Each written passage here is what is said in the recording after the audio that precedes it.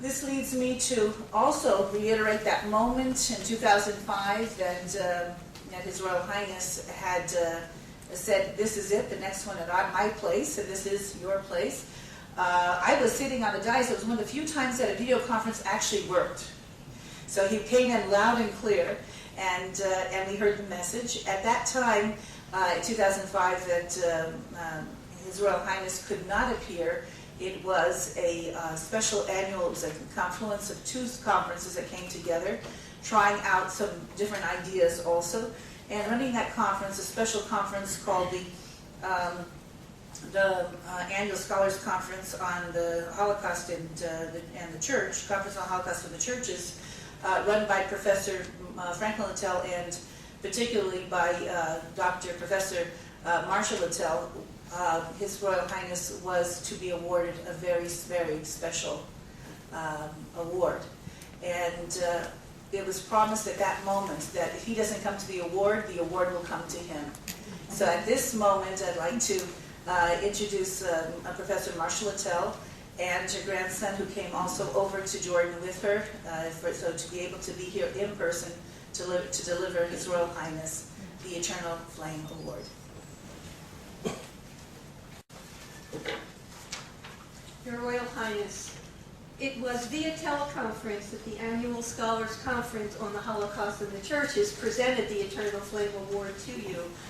My colleagues have explained that it was the 35th anniversary of the Annual Scholars Conference on the Holocaust and the Churches. This was the first conference in America that brought Jewish scholars and Christian scholars together under one roof to dialogue, to think, and present their work. And after 35 years, we realized we had to bring our Muslim brothers and sisters together also. And so we called our dear colleague, Professor Swidler, and they joined up with us and brought very prominent Muslim scholars from around the world to this conference. It was held in Philadelphia, as Professor Swidler mentioned, the city of brotherly and sisterly love, the other Philadelphia. And so it is an honor and a privilege to present to you in person the Eternal Flame Award, which I'll do in a moment. The award recognizes your untiring work and commitment to human rights, Your Royal Highness, your search for a new culture of peace, your strengthening interfaith dialogue between Muslims, Jews, and Christians.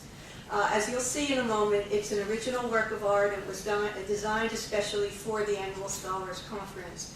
Prior recipients have included Nobel laureate Elie Wiesel, Gideon Hausner, prosecutor Adolf Eichmann.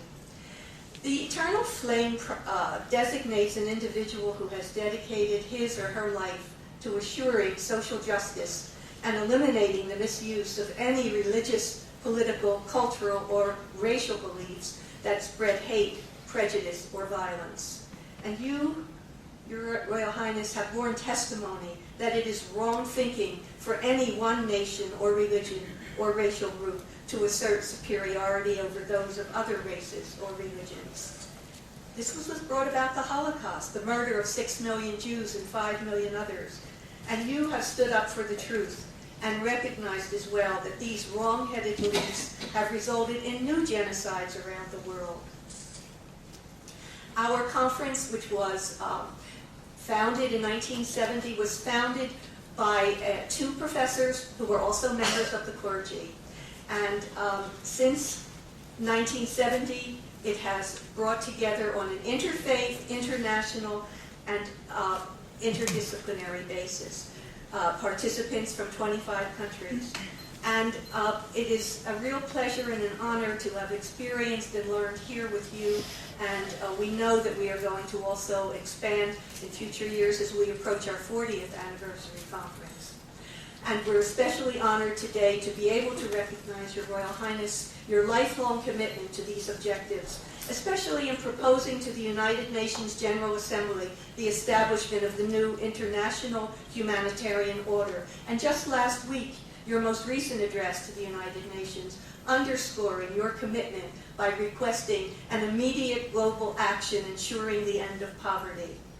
You have initiated, founded, and are actively involved in the Royal Scientific Society, the Arab Thought Forum, the Higher Council for Science and Technology, the Royal Institute for Interfaith Studies, as well as the Foundation for Interreligious and Intercultural Research and Dialogue, serving as chairman of the board for the Center for Peace Studies and Conflict Resolution at the University of Oklahoma, an area we all need to learn more about, conflict resolution, as co-president of the International Tolerance Foundation for Humanities and Social Studies in St. Petersburg, international patron of rights and humanity, a member of the Trilateral Commission, commissioner for the legal empowerment of the poor. In June 2003, following the tragic situation that Rabbi Cooper mentioned in Durban, South Africa, in June of 2003, a 5-regional group of experts was designated by the UN General Assembly to implement a declaration and a program of action of the World Conference against the racial discrimination, the racism, the xenophobia, and the related intolerance that took place.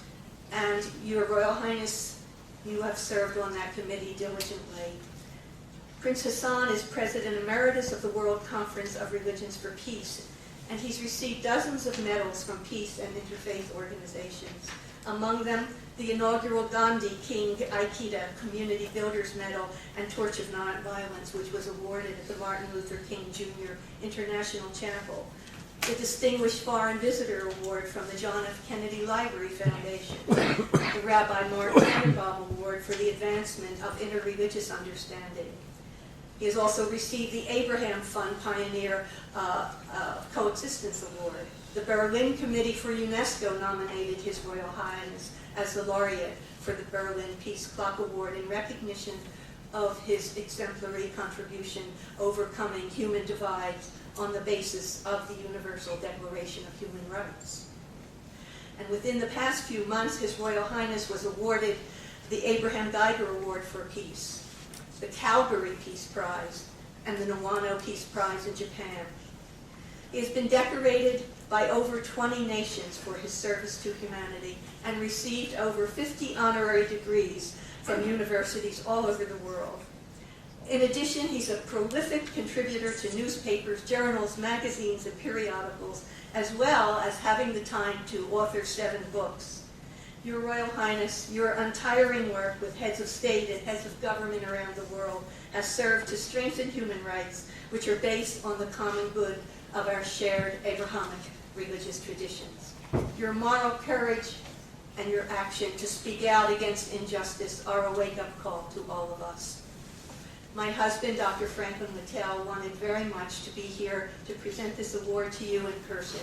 He is deeply sorry that health reasons prevented him from making a transatlantic journey, and he sends to you his admiration and appreciation for your sponsorship of this conference and your unceasing work towards building a better world.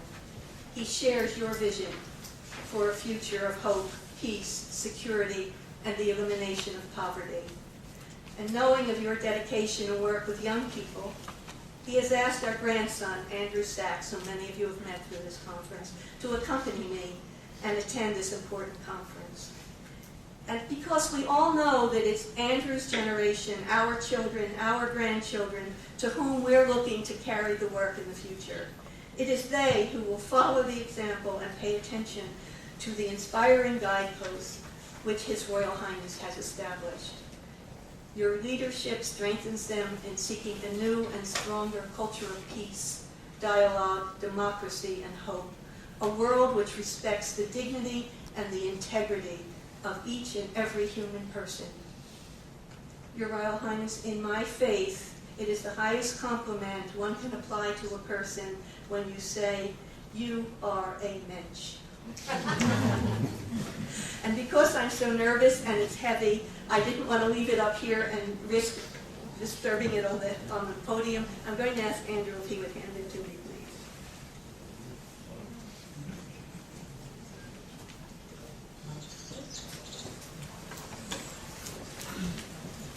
Your Royal Highness,